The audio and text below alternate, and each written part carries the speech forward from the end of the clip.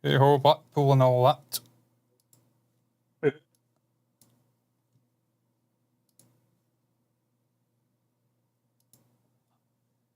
The Cat in the Hat official trailer reaction? What the hell? I don't even know if we're live here. I think we are live, and my name's John, and this is Stephen to my left. This is MB Entertainment News.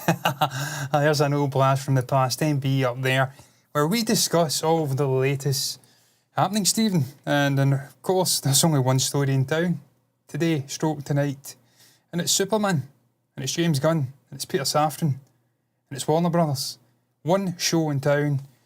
The reactions have dropped. As we do this show, Stephen, the reviews have started to drop as well. We've got a preliminary score on Rotten Tomatoes. And it's seemingly positive at the moment, but we have got some dissenting voices on social media kind of hitting out at their fellow critics, saying that they're not real critics. They are, in a sense, shills bought and paid for by Warner Brothers, which will make a change because it's usually Disney who buy and sell the critics and get them to give favourable reviews. So it makes a change. James Gunn's brought the dark arts over.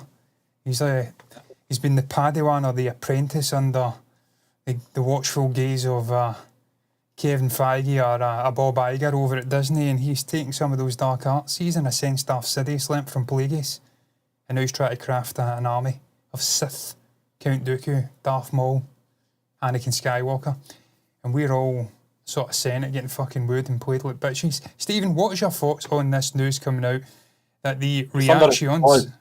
Thunderous applause. This is how democracy dies. I think we have to make it clear first and foremost, we have not seen this film yet, John, so this is not us here praising the film or criticising the film. We will do that once we see the film, maybe even an out-of-theatre reaction, who knows. So we're really here just to sort of look at the balance, the pros and cons from people who have seen it. And, social media's went into a bit of a meltdown at the moment, and there's this divide. Obviously, most people know about it. You know, the Snyder fans, the James Gunn fans. You know, you can't like both for some reason in this crazy world. But and I've been just sort of, that Michael Jackson sort of video clip you get on social media where he's eating the popcorn. That's been me today.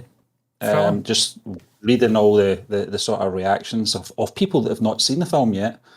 Just word of mouth. Jeremy Jans doesn't like this film. Ha ha ha ha. It's a disaster. To be fair, he's seen it.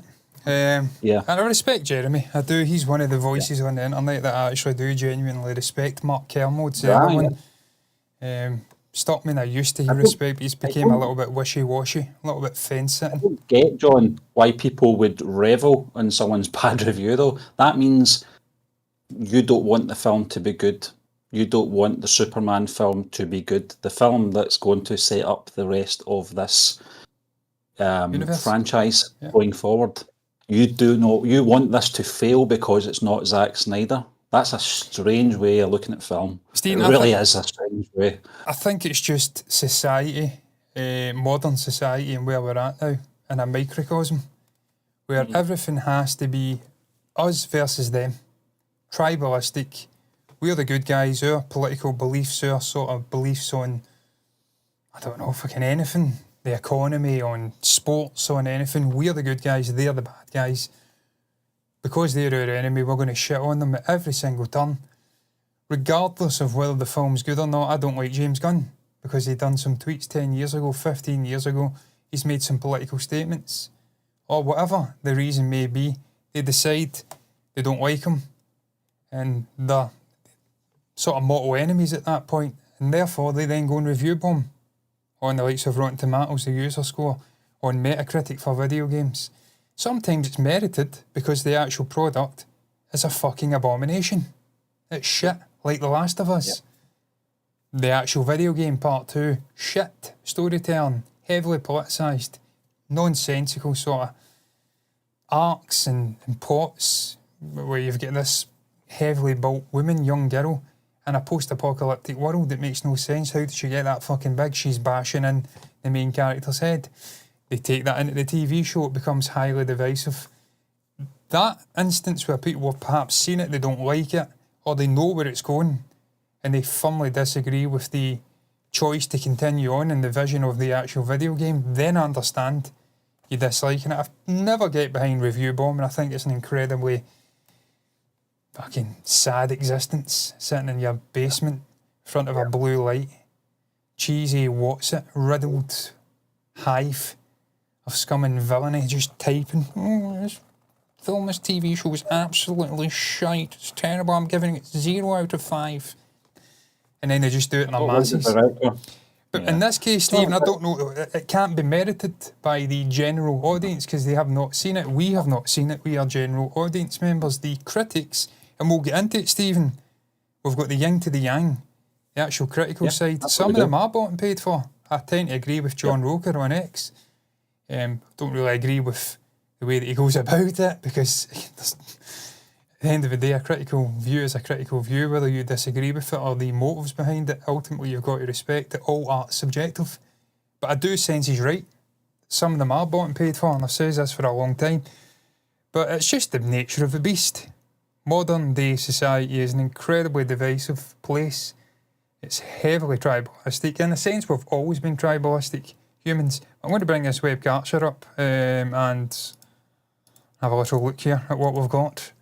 As you can see, this is a Hollywood Reporter. They've done a whole article surmising the first reactions of Superman. We have got this, where it's actual reviews, little snippets. We've got this here, which is the Rotten Tomatoes score. Through 119 reviews, get into that, why that's not really indicative of where the film is, because it's not the full picture. But Stephen, first reactions, Ash Crossing. I would be lying if I says I knew who Ash was, because I don't. But I like that image, that little gif with Crypto and Kal-El sitting there looking at the earth below. It's a beautiful shot. She said she really liked Superman.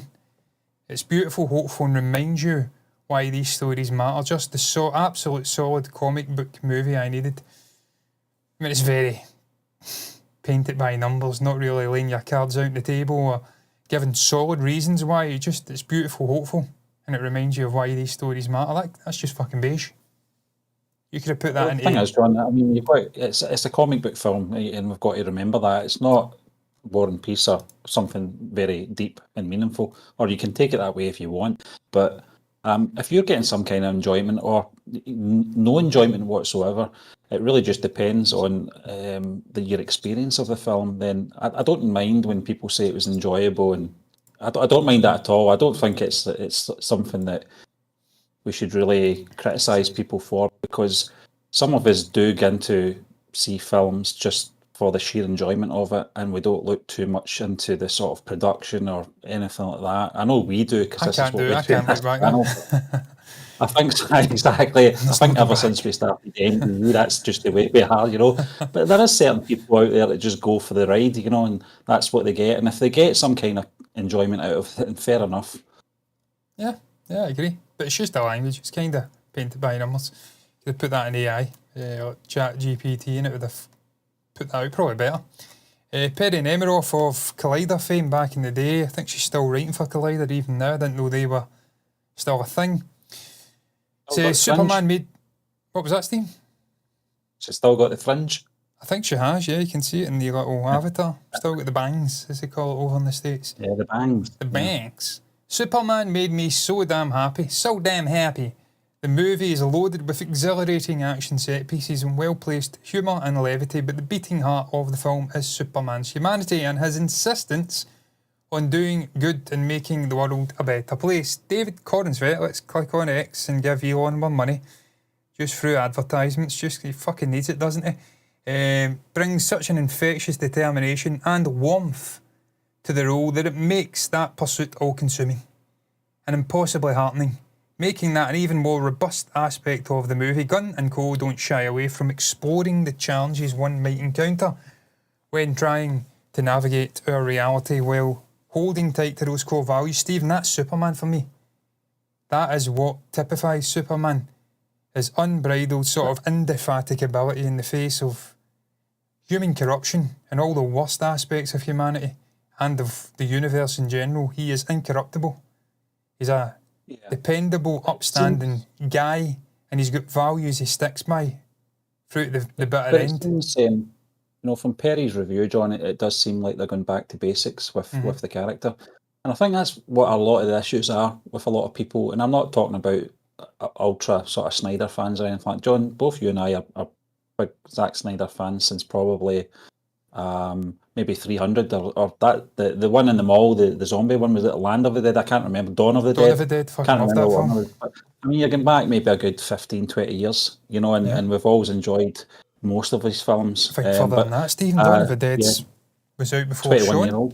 I think it was the same time as Shaun of the Dead, so about 2003, 4? 2004, yeah. So it's not like we're here to bash on Zack Snyder, because we respect his the body of his work, the majority of the body of his work. But I think what Zack was trying to do was make, and I think Christopher Nolan was one of the producers, wasn't he? He was involved in the Man of Steel, and they were trying to make the film and its tone a bit more gritty and a bit more dark and real, I feel like, as real as a Superman film can get, I suppose. But and I think a lot of people liked that take and thought, oh, this is different. We're seeing something that we've only read in comic books, or perhaps maybe one of the animated films. We've never seen it in live action, and what Henry Cavill's doing with this character is very interesting. The problem is it never went anywhere after that. We never got a Man of Steel 2, sadly. And James Gunn, he's went on record to say he doesn't need to see Spider-Man getting bitten with another spider. He doesn't need to see that pearl necklace getting, snapped in the dark alleyway in Gotham just before the Wayne, Bruce Wayne's parents are murdered. And he doesn't have to see baby Superman flying in a baby spaceship all the way to Earth from an exploding Krypton. He doesn't have to see any of that. It's one of the things I like about James Gunn is, and I mentioned this before we came on, is you step into his films, more often than not, it's lived in. The characters are already had adventures before you see them. And this is what we're going to get with this film. And I think in terms of some of the comic book lore we've seen, and we've covered this, John, and I think that's what Perry's sort of alluding to here. It's going back to basics. It's going back to those traditional values of Superman, an old-fashioned Superman, some might say. With the humour as well, because I mean it was very serious and gritty with Man of Steel, and there wasn't the sort of lightness, the levity of I don't know, what was the other guy, Brandon Routh, even after Christopher Reeve and his take, which was a continuation. It had a very distinct vibe to it, tone to it, feel. That was a complete diversion into a different realm with Man of Steel. I liked it personally, Stephen. I thought he was trying to do what Tim Burton did with Batman in 1989. Take these sort of more campy, fucking spandex wearing 80s, 70s Superman and give it a bit of modernity. New like a paint. Take it off in a different direction. It worked for Batman because we've never looked back, despite Joel Schumacher's attempts in the mid-90s. Late 90s, to bring Mr. Freeze and all this campiness with Jim Carrey jumping about with a green fucking leotard on. I keep calling it a leotard, it's not, it's a jumpsuit.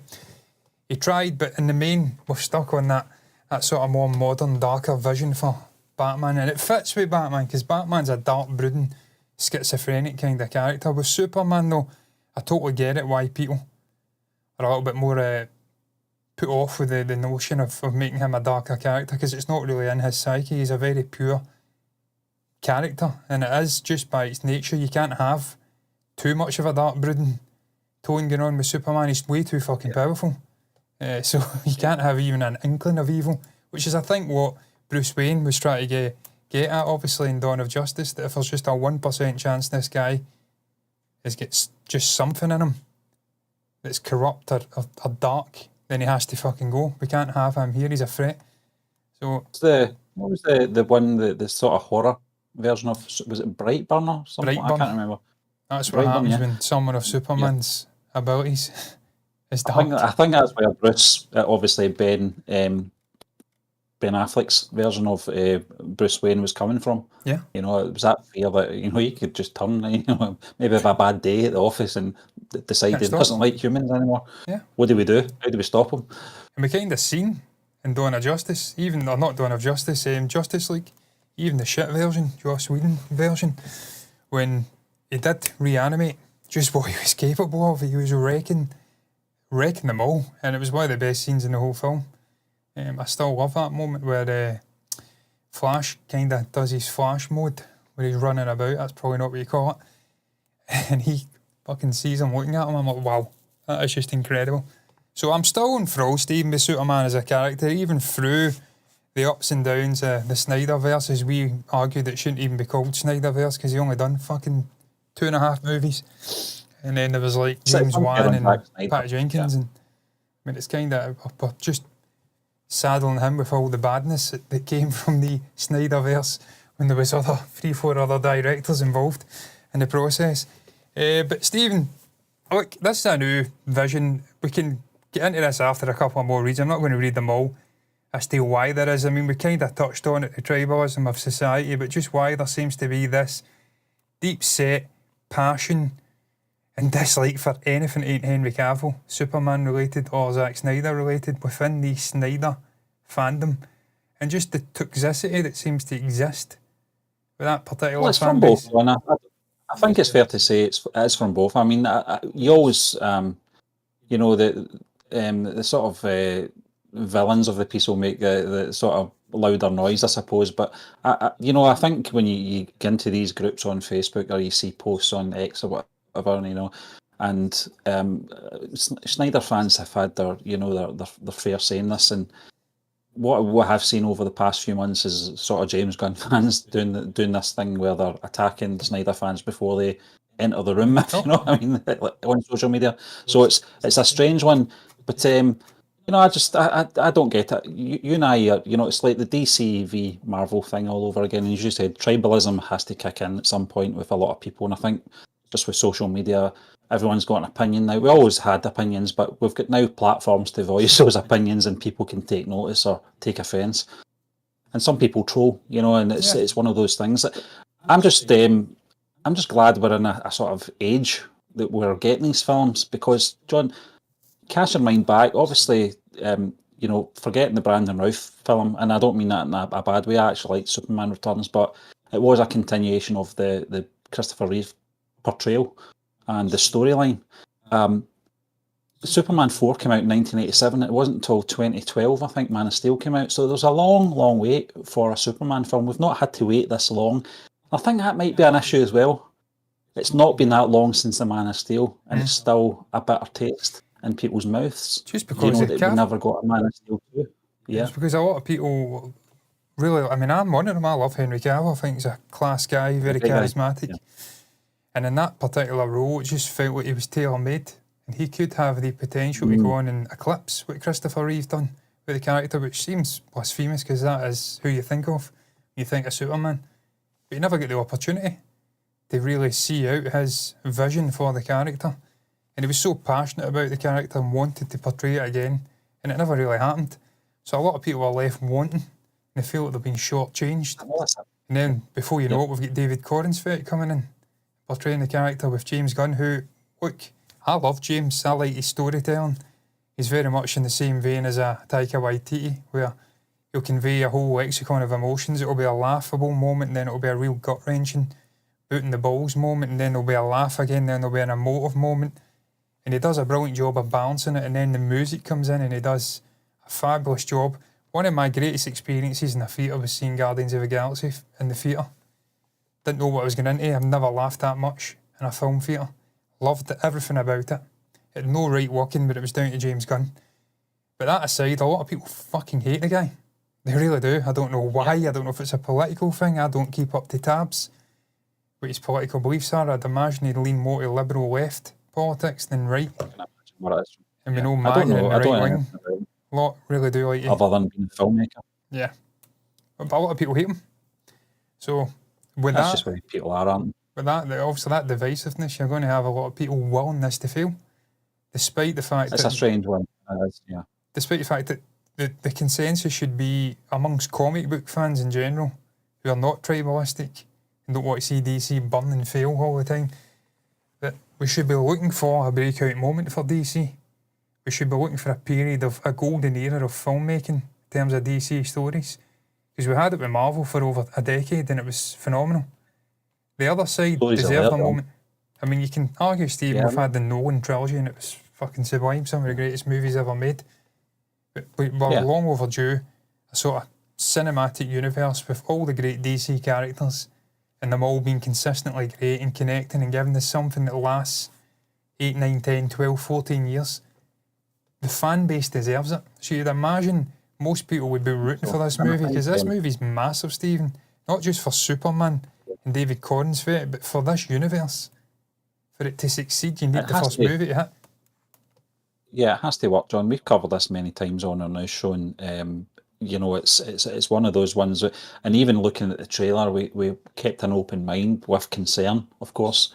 Some of it was very busy and chaotic in those trailers, and I get, until we see the full film, we're not going to know exactly how that plays out in terms of pacing and where it takes place in the film. Is it all just maybe the best parts that they've sort of compiled and it looks like it's all happening at the same time? I mean, that's probably what it is, you know, but I do have my concerns that too many characters have been introduced in this first film. I know what they're trying to do. It's like a sort of fast track in the universe in a way that didn't work for the DCU or the DCEU, I think it is. It's the DCU now, isn't it?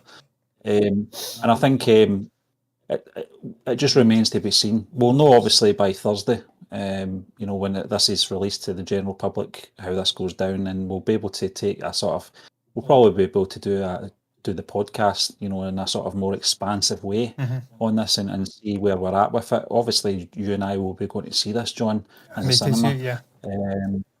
And you know, and even David Corns went. You know, I didn't know who he was till I saw this trailer. I knew that he had been, you know, given the role, but I hadn't seen him. I didn't know too much about him, and that kind of concerned me a little bit as well. But then Christopher Reeve wasn't a household name when he took the role. Henry Cavill wasn't a household name. Certainly, I don't think in the US. Perhaps maybe more in the UK at that point.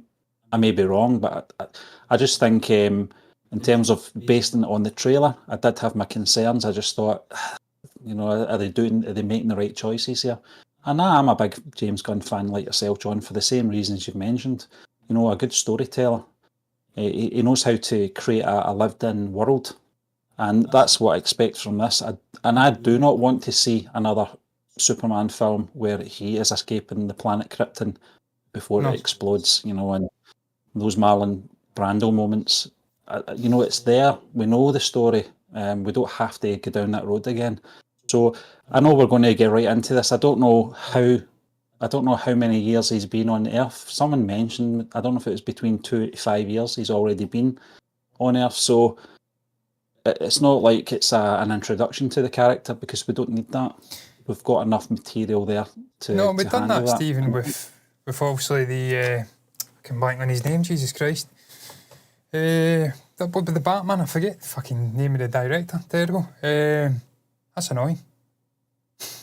But anyway, it doesn't matter. But the Batman, we moved right in, and it wasn't. Matt Reeves. Matt Reeves, that's one I knew it was Matt. I just couldn't get the second name. Bastard. But we hate that when that happens. It always happens when I'm live. It makes me look like I'm uneducated and I don't know what I'm talking about. Despite the fact I reviewed it and gave it like a fucking 10 out of 10 at the time. But we kind of did that with Bruce Wayne, where we forgo the traditional orphan scene where his parents get murdered, and we went right into it. It was a couple of years into being the Cape Crusader. Gotham's a sort of different environment. He's a different character to what we'd seen prior in other movies. And then hopefully, well, I mean, I don't think it's going to fucking happen now. That much time's passed. But hopefully, as the story continued, we see him develop into what we are more accustomed to with Batman. It was a more sort of younger, emo Batman and Bruce. Certainly not the Ben Affleck Bruce Wayne, who's grizzled and older and wise, or even the Christian Bale Bruce Wayne, who's a sort of halfway house, very much experienced, been round the block, not green around the green in the note. What's that phrase again? Green. He's not green. He's not fresh. He's not new. He's been about. He's seen some things, you know. But Stephen, I agree. I don't want to see that again with Superman. I want to see us getting right in. Just get right into the storytelling, give us some action. And to be fair, from the trailers, it looked like that's what James was going to do. We were getting lots of action. Right from the bat, we're getting him landing in the snow. He calls on Crypto. The guy's fucking right in the middle of some crazy shit. He's battered and bruised. Don't even want to know who can do that to Superman, but I'd imagine it'd be one of the 50 million villains that are in this movie.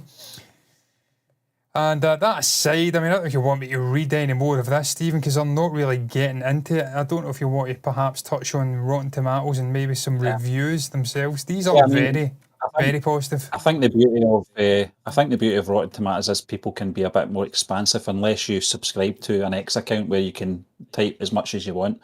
So it's obviously a limited character count in these posts. So it probably is best to go into Rotten Tomatoes, John, and see where we're at, or Tomatoes. And touch on this, I'll refresh it in case it's changed. I doubt it has. It's went up. So 86% through 125 reviews. It's went up 1% with an additional, 11 reviews. Still nowhere near in terms of the full picture with this film and where it's going to be at the end of all the reviews coming in. When you look at Justice League from 2017, 411 reviews from the critical side. Obviously over 100,000 on the regular audience side. We're only at 125, so we're only roughly over a quarter of a way through all the potential critical voices that are going to give their review and rating on this film, so it could go up or down dramatically. Of course, this isn't a barometer of where the film sits in a critical sense. People always mistake that with Rotten Tomatoes. That just means 86% of the critiques who have reviewed the film to this point thought it was a good film, or they liked the film. 86% of them liked it. It doesn't mean it's rated 86% out of 100. It's just 86% of them fucking liked the film. And obviously, 14% didn't like the film. So, still positive. We're continuing that wave of positivity.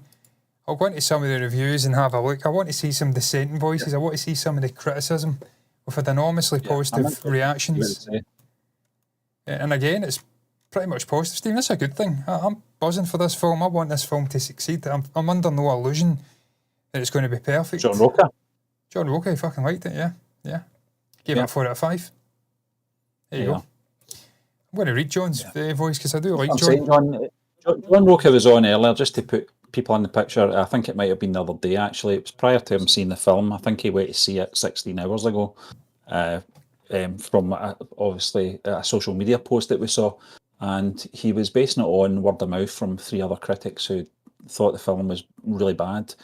And I don't really like to see an esteemed critic like John Roca or anyone, John Campea or Jeremy Jans or whoever it may be, really listening to other, critics. Their job is to go in with an open mind and analyse that film and then give their honest opinion on it. I'm glad to see that he did go and see it. And I'm glad to see that he enjoyed it as well.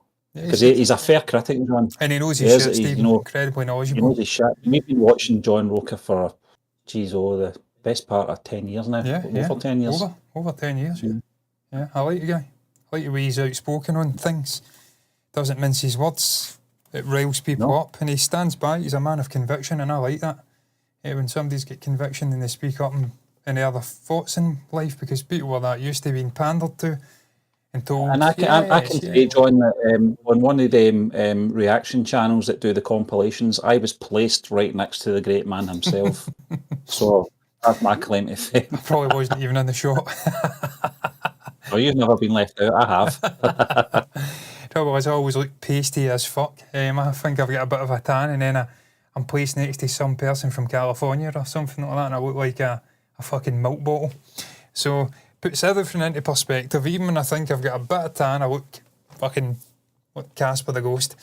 But John had this to say, Superman, block capitals. He's screaming it, Superman, as a comic book lover's dream that triumphantly opens James Gunn's DC universe. This is the most important thing. This film succeeding is more than the film. It's the universe. It's Gunn and Safran's vision that enables them to continue their storytelling, to give us this experience, knowing that the first movie's been a success and it's not built on fucking shoddy foundations, for lack of a better terminology. Because we've seen this with the Monster Universe over at Universal, where they brought out the Mummy movie with Sophia Boutella and Tom Cruise, and it was a disaster.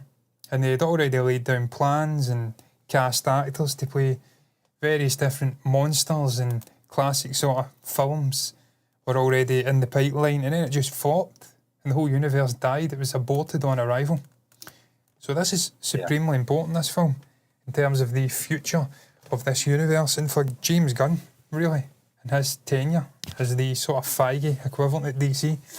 So I'm glad that people like John Roca are saying that it's a triumphant open to the universe. A rousing, vibrant, action-packed, quick-witted and touching film with standout performances from Corbin's vet Rachel Brosnan, can't say that, Nicholas Hoult and Eddie Gathegi. Stephen, not even Corin's vet is the sort of main attraction for me in this film. It's seeing Nicholas Hoult in a villainous fucking turn. Because I've not really seen it. I mean, I kind of have seen the guy doing it, because I suppose in Juror number 2, the last film I seen him in, he was a bit of a bastard, but he was a conflicted bastard in the sense that he'd maybe drove and killed somebody, but he had clear sorrow in his heart. But Lex Luthor is not a man that's got sorrow in his heart. He's a fucking straight up villain. So getting to see Nicholas Hoult playing Lex Luthor is potentially monumental for the actual actor and for the character in terms of cinematic portrayals. I know it was back in the day. It was who was it that played him back in the day? Oh, Gene Hackman that played him in the first live action, wasn't it? Was that Nuclear Man? Yeah, I mean, Gene was phenomenal. A phenomenal actor, John, sadly missed now, but his portrayal, I mean, you've got to remember, Gene Hackman came from doing gritty thrillers, to get into playing, a kind of comic book villain of a well-known character. And he did it in such a great comedic way. His timing, everything about him, along with Ned Beatty bouncing off each other. It was fantastic. And then obviously Kevin Spacey portrayed the character in, the Brandon Routh Superman Returns. And I thought he did a fantastic job. All thing aside about Kevin Spacey, and everything that goes on in his own life. A phenomenal actor, John always has been. But and then this was one of the things that I thought was a terrible miscast for the Zack Snyder was Jesse Eisenberg. Yeah. I just thought both of us love the actor, but he was just so miscast as Lex Luthor. Too whiny, too small. I don't know. It just didn't sit well with me at all. Not even talking about small, Stephen, as in stature or height. I'm talking about his build. Yeah. He's too scrawny. He's too small. Nicholas Hoult is a big guy. So it's 6'2", and he's a big bulk guy. So that's I just thought his demeanour, John, was wrong. His physicality and the acting of the character was just all wrong. It was too, I don't know, a very cowardly character. He was more like a fucking Edward Nygma. Kind of Riddler. Is that what his name is? Enigma? Edward Nygma? Yeah. He was more like a Riddler, kind of, in his demeanour and the way that he was presenting himself. It's not Lex Luthor's. He is outside of Joker, he is the big bad in the DC. You have to be playing that character with a serious actor. Or casting him with a serious actor. And to be fair, Nicholas Hoult is a serious actor. The guy's performed in dramas, he's performed in comic book movies. He knows what he's fucking doing. He's charismatic, he's got presence. So I was always intrigued by that casting. I seen the initial images and then also the trailer. I think he's definitely going to be, outside the Corin's vet, the main attraction for me. And obviously Crypto, the dog, because who doesn't like a dog? Yeah. Good to see Roca likes it. Yeah, I'm not going to read any of these because I don't really, no offence to Laura Clifford or Peter Gray, but I don't care about these people. Billy Good, fucking, these names are fake. I'll take this thought to my dying bed. That these names are made up. Bill fucking Goodykins. Come on, son. There's no way that's real. No chance. It will not overtax your brain, but it will entertain you a lot. It's loads of fun. It's also topical and an attempt to reclaim some of what we've lost. I don't know what that means. I'm interested to see if there's any bad reviews in here, because I think we do have obviously there we go.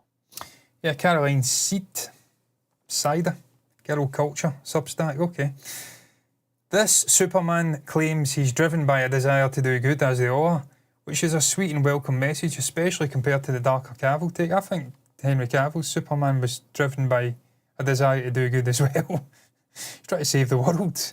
Just a lot of destruction came about from trying to save the world. That wasn't his fucking fault. He's one super heroic figure against another super heroic figure, to be fair, in that first one. It was a gritty world, John, that he stepped into. It's not his fault. Yeah, and there's only so much that Superman can do. He can't fucking save everybody.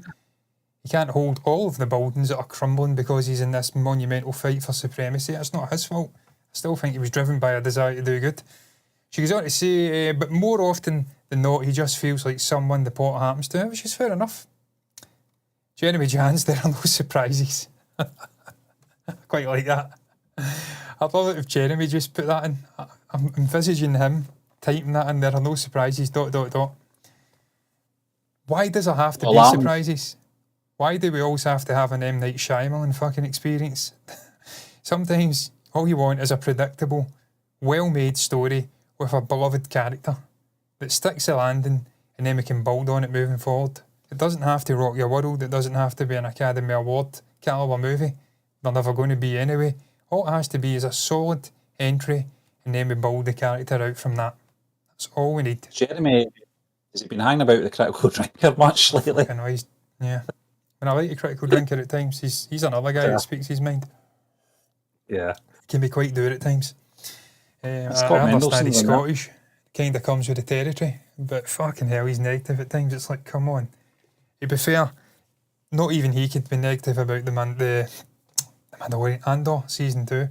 Even he, just the sheer positivity exploded out of him. I'm like, this is refreshing. We all loved the drinker and he's sort of witty and cutting remarks about things when they were truly bad, but not everything's horrendous. Fuck me, man, cheer up. I understand it's hard, you come from Perth, but cheer up. He is from Perth, isn't he? I mean, I'd be fucking dour if I came from Perth as well. I thought it was Aberdeen, but I don't know. Well, it's even worse if it's Aberdeen. Fucking hell, a grey hellhole. They tell me it's one of the best places to stay in the whole United Kingdom. You've got some persuading to make me believe that. Scott Mendelsohn, also Substack, different viewpoint. James Gunn's colourful yet cartoonish Superman relaunch justifies itself despite broad dialogue, a periodic focus on plot over character, and sometimes weightless spectacle by planting America's definitive fictional hero on the right side of history. So, yeah. This is Superman by way of Guardians of the Galaxy with a punk political punch that makes up for the film's narrative shortcomings. Is that something you want to see, Stephen? A punk Guardians of the Galaxy with a political punch? Do you want to see Superman being politicised? Because I don't. He always kind of was, John, in terms of, the sort of American hero. In every film, or most of the films, particularly Christopher Reeve ones, he's always planting the American flag, in some way or another. And it's just a representation more than anything. Literal alien. Know, it depends what you can get out of him. I suppose. Always going on about fucking aliens, isn't it? So, yeah. Yeah, I mean, I don't really look. I don't look too deep into these sort of narratives when it comes to comic books. I'm just there, just to see, how these things play out and get some kind of a enjoyment out of it, or not, depending on how it goes. But I don't really look that deep into the messages of political narratives or anything like that. But Superman has always had an American sort of no, I don't want to say patriotism. It's certainly not as extreme as that or anything, but it's a representation of the free world. I think that's what what they're trying to aim at. And yeah, I mean, he's an all-American hero, isn't he? In some people's eyes, I suppose. But for us, I think it's really just another superhero that we've all grew up with. And we've seen different incarnations of him from different actors, different portrayals, and this is one of the things that I'm looking forward to seeing from this one, is just where it's going to go. People can pick holes at the way the suit looked, or having the dog in there. I mean, this is all lore. It's in the comics, you know. So it's really just down to what I'm interested in is performance and storytelling. And if we can get that right, then we're halfway there. Yeah, I agree. Danahan Klein says, and this is probably the most important thing with a Gunn movie, he brings his signature humour and tries to balance it, often unevenly, with earnestness. I mean, that's another thing that does slightly worry me. I mean, I love Gunn's humour, and it certainly belonged in the Suicide Squad, and obviously in Guardians, but in terms of Superman, I'm not entirely sure his brand of humour is best suited for Superman. I mean, Superman always had a degree of unwitting humour, I want to call it. Stop, don't do it, the people. Things like that. The subway system's still the safest and most reliable form of transportation in this city. That was humorous. I'm drinking. Not sure it was funny though. Yeah, things like that. I think it's just bad writing. They were funny, but they weren't meant to be funny. I'm not entirely sure that a fucking Weasel character, for instance, is going to pop up in a Superman movie and it will make much sense. So that's the concern. I mean, I get people's concerns, John, but you've got to trust the man to know his stuff, you know, and he knows when to crack the joke and when not to. We've said it ourselves, you know, he's like Taika Waititi, he knows how to pull on the heartstrings at the right moment, and he knows when to inject the humour, and he'll do the same in this. He'll know how to do it tonally as well. I didn't really get any indication from the trailer that this was going to be silly at any point in the vein of Guardians of the Galaxy, and it fit into that world with those colourful characters. But I get people's concern that wouldn't fit into a Superman film, but I don't think James Gunn will go there. I think he's a clever man. He could and I think he knows. He could maybe tackle it via crypto, some of the interactions, because we kind of got that in that extended scene, didn't we? Where he's basically trying to give crypto instructions, like, take me home, come on, grab me, and he's ignoring them. And that's something, but I don't think that's a place where you use comedic levity. I think that's a place where you humanise the character of Superman. That's the way dogs act. Yeah, but it's something that all humans can relate to. They can all relate to that. Have you ever tried to get a dog to look at itself in the mirror? Yeah. It'll look every way but the mirror. I don't know if there's something. I don't know if there's something incredibly profound in that the dog's trying to tell you something. Don't look in the mirror. All you're going to see is yourself staring back, and that ain't no fucking good to nobody. You need to be looking for other people and other things. Stop looking inward. There's only darkness inward. I don't know if the dog is actually more switched on than humans are, and they're trying to convey a message to you. Look, don't look at yourself in the mirror. Almost like Harry Potter. So what you're saying is, John, that Crypto should have had his own movie before Superman? Absolutely, yeah. Yeah. Absolutely. No. Absolutely not. Edward Douglas, The Weekend Warrior. Any attempt to reinvent the wheel and Superman falls short. And this was a movie that really needed to reinvent what is becoming a relatively rusty wheel. Edward, I completely disagree with that, son. I don't think we have to reinvent anything with Superman. This isn't James Bond. This isn't some sort of stuffy, old-era character that's a womanizer. It's got some negative traits that have to be brought into the new modern world and given a lick of paint. Superman's very much a timeless character, a generational character. I think you can bring in a David Corenswet and pretty much give it a slight lick of paint and off you go. And if it's a good written story, and certainly James Gunn's capable of writing a good story, and I've got belief in him, you don't have to reinvent the entire fucking character. Not at all. The thing about that, John, is you've got to remember as well that good is good and it's timeless. It will never change. It is what it is. It's what the actor brings to the character. Will he bring charisma? Yeah. Will he bring the humour? Will he bring the timing? And will he bring the chemistry? And that's all on the actor. It's nothing to do with the character. The character does not have to change. As you said, John, he's timeless. Yeah. There's no need to change that character. You don't want to strip him of, how we see the character in terms of his uncorruptible and good in every sense, and giving the people hope. Don't strip those things away just to be gritty and be different. You don't do that with characters if you don't have to. It works the way it does. And that's why people are going to be putting bums in seats at the cinemas, because that's what they want to see. They want to see the Superman they grew up with, the Superman they read in the comics. You don't have to take those good elements away from him. The actor will bring his A game. That's why he was cast in the role. And I do have faith in this actor to pull this off. No, I do as well. He looks charismatic. He's bigger than I think he was given credit for as well in terms of build. I didn't think he looked skinny. I didn't think the suit looked like Brie Larson's ass and Captain Marvel, where she had to put a prosthetic one in and then train like a woman possessed to try and actually have one for the second film, which I never watched. Jackson Weaver, despite, by the way, she's actually quite funny. I watched that I'm always watching clips from between the fucking trees or whatever the hell it's called, with Zach Galifianakis. She comes across really well in that, to be fair. Willing to take hits and sort of jabs at herself, so she's clearly not that bad. I think, again, just... I think that was just a total trolling, wasn't it? Exercise from her in the MCU Chris actors. Hemsworth, yeah. John, but actually, I know you're at Jackson Weaver just now, but a couple down, I do want you to read that in the voice. God, yeah, I heard she was positive. Someone says this actually had them pumped because she's not usually one to be positive about this kind of thing, but then someone qualified it by saying she's a bit of a James Gunn fangirl. So, I don't know what to make it. I can't do Randolph.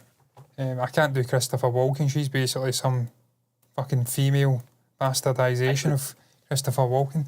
Very loyal to the comics, which might not work for everyone, but fans will be thrilled. It's like fucking Siri. This is the best Superman and James Gunn movie to date. To focus on Superman's kindness as his greatest strength is a fresh and timely approach. Also very funny. It's like a push me and then just touch me till I can get my satisfaction. That's what it's like. But to be fair, she's right. Focusing on his kindness as his greatest strength is a timely approach because it's not something we got with Cavill, and I'm pretty sure it was something we kind of explored with Christopher Reeve. It's been a while since I've watched those films, I'm not going to lie. I don't think I've ever seen 4. In fact, I know I didn't. I've only laughed at it via Chris Stockman. Space curtains. Yeah, space curtains. Fucking space attacks with a claw and rounding up all the nuclear warheads with a giant net and putting them into the sun. That's not how nuclear warheads work, Christopher. Fuck me. Stephen, the one thing I take away from this is that it just represents, once again, how subjective art is and film is. One person will go in and watch it, they'll absolutely hate it. They'll take all the negatives out of it, and they'll struggle to see any real positive. And the sort of the flip side of that, I was trying to think of a big fancy word that wasn't coming to my head. I was going to say subversion to that, but I don't think that's the correct use of the word. You've got people like Grace and John Roca and Clarissa Lowry, who looks fucking tremendous, by the way, even though it's a blurred image. They take a very positive outlook to the film. So it's really interesting how you've got these different voices and they're given and painting a distinctly different picture about the same film. I always find that fascinating, how it's split an opinion right down the middle. Some people are calling it a mess. It's a colourful one. It's either a terrible superhero movie or an okay parody, take your pick, and then you've got someone right above echoing some of our concerns, incidentally. This is probably the best fucking review I've seen yet. It looks like David Dismalky and Tim Grierson, by the way. But he's highlighting some downsides.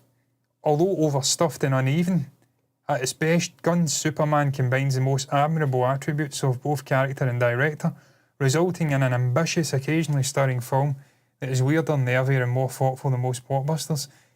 We hinted at that. We've seen some warning signs of it being overstuffed with characters and villains. And that's always something that I'm concerned about in this kind of film, because you kind of dilute Lex Luthor, you dilute the impact that Superman gets to have in his own movie. I suppose if you try to play devil's advocate, John, and think the way James Gunn's thinking, and we mentioned that he doesn't have to see origins and stuff like that. So if you're not going to do that with the main character, you're certainly not going to do it with the supporting actors, supporting characters either. I suppose it's a lived-in world, a lived-in universe at this point, by a few years. So these characters aren't really getting introduced, if you know what I mean. They're part of the mix, I suppose. It's just how it's placed. That's, I think, the biggest concern for me is, I really want to connect with David Corenswet as an actor because I've not seen him in anything else. You know, and I really want this to work, and I really want to gel with the main characters. And I just think that perhaps maybe some of the characters that will be introduced in the film, although in that world they're not getting introduced, they're obviously known, I assume. It may be a bit of a distraction to the story. Yeah. I'm not sure. I suppose we'll not know till we see it, I suppose, but it is a concern. And it builds to what this Peter Bradshaw, writer of The Guardian, is saying. When you've got all these different sort of villains, and it builds up to a big set piece at the end of the film.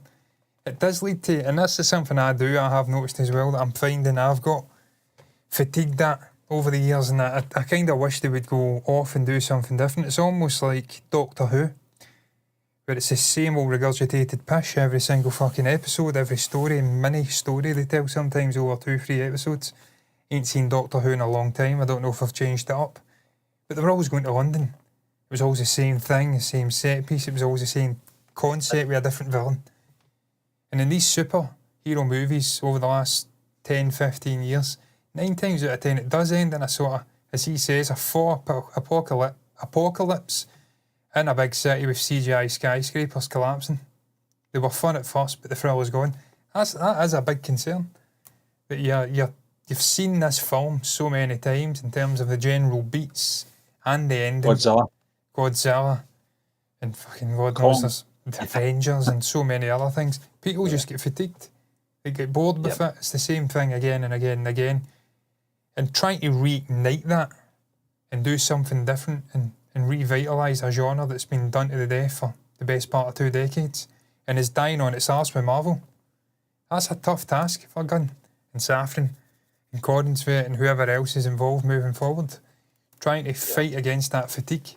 It's not even because of DC, it's Marvel and all the other sort of comic book. Well, I mean, it is DC as well, because they were fucking involved, weren't they? Let's be honest, with Aquaman. Steve, did you ever watch Aquaman 2?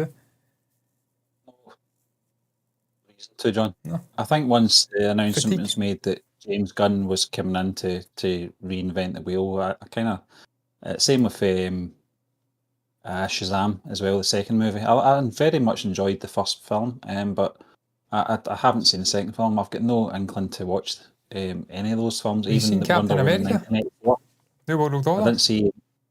Not seen it. I've just no interest in it. Yeah, I've not seen it either. In it whatsoever. I've not seen it either. I've checked I'm it. trying to think of the last Marvel film I saw was... can't remember. It might have been Wakanda Forever for all, I don't know. Last Marvel movie I saw, I'd have to search up Marvel movies, the order they came out. Yeah. I don't know. You know that? I don't know. I'm going to bring that up.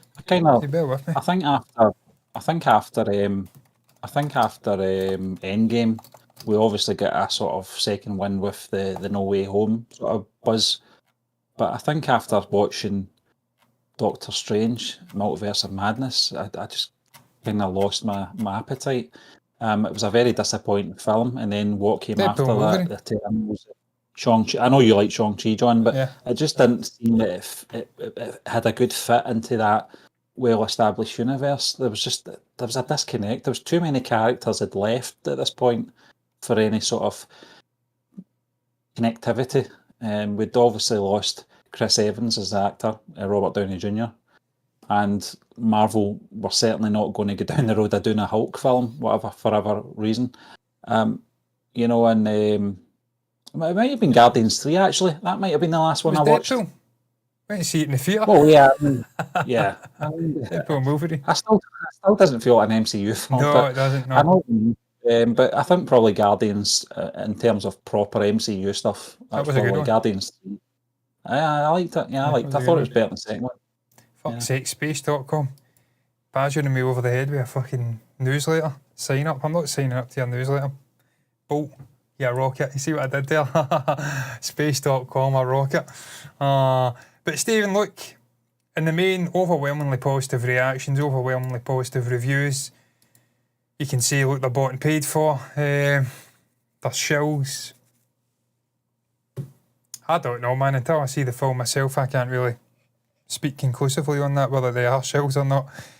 what I will say is when you see the actual reviews and you see the diversity, and the main still positive reactions, but there is a lot of dissenting voices, and they are completely missing those dissenting voices in the initial reactions on social media, which are always just obscenely positive, and clearly backs are getting scratched.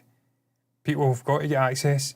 Emma Cornett on Twitch. Hey, how are you doing today? I'm doing absolutely fucking fabulous. That was 12 minutes ago, so I do apologise, Emma, if you're long gone. But I can't speak for Steve, but I'm doing well. I think he gave a thumbs up. I seen it in my peripheral. I'm doing fine. Soma on YouTube, does it still show the amount of seats bought for this movie? No, I don't know, man. I can't really tell you that. I'd have to go in onto Cineworld or something and check the amount of seats. That's actually interesting. You know what? I'm going to do that right now. Perhaps someone should build a website that does that. You know, you can see how many sort of pre-sales, worldwide or regionalised, whatever you may. Forgot that film's coming out. There's something out there that can tell you that. Thursday it dropped, Stephen. Did you say, or is it Friday? Thursday, I think. Thursday? Yeah. Oh, yeah. Pre-order your tickets now. I'm not fucking committing to pre-ordering, bitch. I'm not committing to pre-ordering nothing until I'm certainly not on the Friday night. I'd love to go on the Friday night, but probably not going to happen that. IMAX 2D, let's see. Say Friday night, 7:20. Sorry, I didn't say Thursday, I meant Friday, sorry. Friday, the 11th. Right, let's check Friday night. We'll do this right now and see how many tickets are available. Fuck off, log in. Yeah, I mean, I've got to log in. Reminds me, I think I'm getting billed for Cineworld. I've not been in a while. I think they're billing me. Adult IMAX, right, $17.99. Let's have a little look and see if we can pick how many seats. This is prime time. Oh, that's quite a lot of fucking seats. So let's bring that up. Quite a lot of seats. That's the IMAX screen, the main IMAX screen in our town. Prime time, Friday night. It's not a good representation of the demand, though. I mean, people from where we're from are not interested in film. That's not their sort of priority in life, let's be honest. Stephen, select the tickets for there. You remember that? What's that? Select the tickets right down there. You remember that? IMAX at the Science Centre. Dark Knight Rises. Fucking. Yeah, I'm still getting physiotherapy for that. Yeah. Biggest screen in fucking Europe. We got two seats from the front. It's like neck cranking. But see, to be fair, that's pretty. That's a decent showing. Like 3 days out from the film coming out, it's pretty much sold out. It's prime time. You've still got these areas, but they'll go. No one wants to sit that far down in an IMAX venue. I think they'd rather miss out and go the next day and be sitting up here. Like a fucking good seats here, by the way. But yeah, I'm certainly not ordering tickets. But you know what? Just out of interest, let's do this one more time, and I'll do the 10 o'clock showing. I don't know what psychopath would go and see a fucking 2.5 hour film or whatever it is at 10:30 at night. I did that for Slumdog Millionaire. It was like 11:30 showing. Yeah, that was a long film. And it was like 2 a.m. I guess. Cinema. See, to be fair, I stay up that late. I could do it. 3 kids though. Yeah, I know. I mean, look at that. That's a little later showing on the opening night. It's barely anything. Yeah. So. Yeah, that's a good sign for Glasgow. Because Glasgow, most people in Glasgow on a Friday night would rather be at the pub. Yeah, I know. They'd rather be on. Which they'll probably do after that. They'd rather be on Union Street or Sucky Hill Street, stabbing hell out of people. Madway on the Tennant Super Lager. And 2020. The soap powder up the nose. That's Glasgow for you. Yeah. But look, man, it'll be what it'll be. I will go and watch the film in the theatre. I'm looking forward to it. Looking forward to seeing a Superman film. It's been a good decade since I've seen one in a theatre setting. Looking forward to it, man. Looking forward to seeing McGunn. I love Gunn across the board. I love all his films. Love the way he tells his stories. That's why I'm a big fan of him and Taika Waititi, the introduction of humour, all the sort of themes they explore in it. So I've got high hopes. Most of the critics seem to be on that side of the equation. So hopefully it's fucking good. Because for $17.99, fucking better be. Then you throw in the popcorn and the drink. Before you know it, you're £30 out of pocket for one night. Which, to be fair, is not bad, Stephen. See, when you actually think about it, you go to a game of football, you're spending £30-40. So I mean, it's equivalent. You're getting more entertainment. It's more than that. It's longer than a football match. So when you actually think about it, it works out. It's not that obscene. It could be worse. You could go to the Odeon and spend £40 for a ticket. But what is your thoughts on Superman? The first reactions, the first reviews are out. They are overwhelmingly positive. People were being branded shills for the reactions. Then a couple of hours later, the actual reviews dropped. Some of the people who were branding the initial reactors shills have now come out and says the film's fucking great and gave it a 4 out of 5. So don't know what to take about that. Maybe they're a shill now as well. Maybe they've been bought and paid for.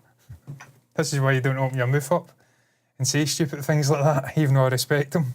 Because it bites you up the arse when you have to flip-flop. What is your thoughts, though, on the film? You're looking forward to it, you're going to go and see it. Anything you want to share about Superman, about James Gunn, about anything we've discussed on this stream, stroke, show, whatever you want to call it, podcast, I don't know. Pop it down below in the comment section on YouTube. Hit the follow button, notifications button to see us doing the exact same thing twice a week, usually. Reactions, all sorts, reviews. Probably be reviewing this film when it comes out, Stephen, and we see it. That's how you enable it. Same thing over on Twitch, follow button, notifications button over there. It sees live over there on that platform doing the same thing. And really all that's left to be said is thank you for the comments. I've seen 15 minutes late. And all that's left to be said really is thank you for watching us. And bye-bye.